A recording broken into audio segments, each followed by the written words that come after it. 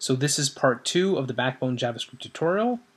Before we begin, a shout out to Archer, who let me use his code to build this walkthrough, and to Maestro, who was the original Canadian who let their Backbone slide.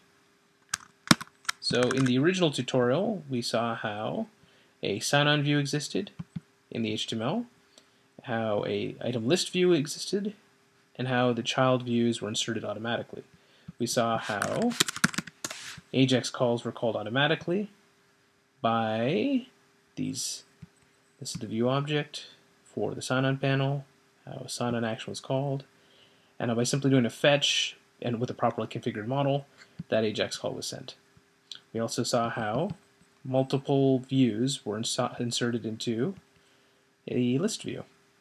So here is a view being created with a model associated with it, and this is was the actual code that created the HTML and appended into the list.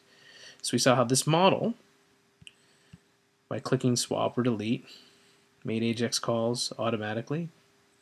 And we also saw how in this view, this child view, how the render and unrender were called automatically because the model had a change and a model had a remove event that were bound to the render and unrender. So when you click on swap, a save is called and the render was called. When you click on, so the save was called, swap, this is called. When you click on delete, the destroy was called, which was a remove. The unrender was called. So the UI automatically gets updated, which is also very cool. So now we're going to look at the custom header work was done for every request. So in the case of doing a sign-on, we could have sent a basic auth token over. This one's just a colon. It's not a valid one. But instead I sent over this custom fetch qualifier header.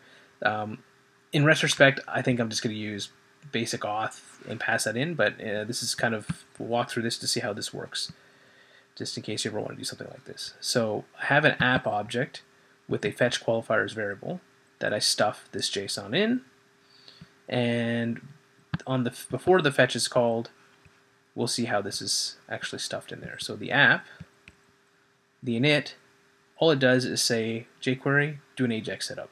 So something to note, Backbone leverages either jQuery or Zepto, whatever framework you choose, for AJAX calls. So since I'm using jQuery, I have a before send configured here that is called every single time. And it, in this case, we're talking about the fetch qualifiers. We'll look at this later. This fetch qualifier variable does exist, so we simply stuff this into the custom fetch qualifiers here. And as you see, it's over here. It comes back with a nice 200 OK. So my Ruby backend, I am a Ruby newbie, so please bear with me. I have a, if there are any mistakes, that is. I have a before filter to the fetch qualifier that calls the fetch qualifiers from header method that I have, and it just basically pulls this header out and parses the JSON out. So it's pretty simple. It makes that parse JSON available in anything that is called after in the chain. So in this case, it's the user the user index that's called.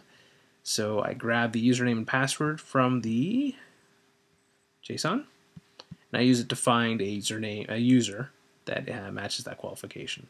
As you can see, it would have been just as easy to do a basic auth call and do something exactly the same. So we'll see how that's done. Because if you try and add anything in this demo, you'll see how a post to that resource to create that item was unauthorized. So let's take a look and see what happens here. So that is the item list view. The add item method was called to view. And the save, which automatically does this for this post to the this resource here, came back with an error, which is a 401. In the case of it being a 200, it would have been a success and appended the HTML into the view. So in this case, we called this point here, which in my Ruby controller, I have a before filter, which is basic auth, and fetch user. So basic auth basically pulls this token here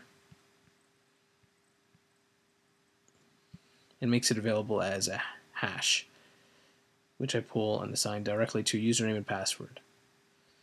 And in my fetch user, I simply grab my user, assuming that it's there, by a fetch of a username matching the username and password. So in here it was an invalid request because it called the items create. There is no HTTP user, so I can't do anything. So it came back with a 401. But if I were to log in, magic occurs. And I try and add an item. Aha! So what happened here? So in this save, actually, sorry, before that, in my sign on a success, I simply stuff the username and password into the application. And as we saw before, the before send is used to configure each AJAX call beforehand.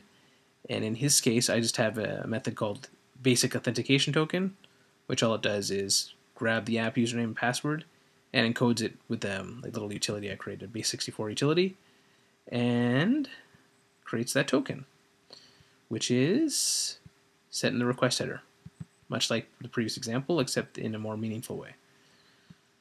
And then as a result of logging in and having username and password that are valid to the backend, the HTTP user is available. And so the resources were able to be created.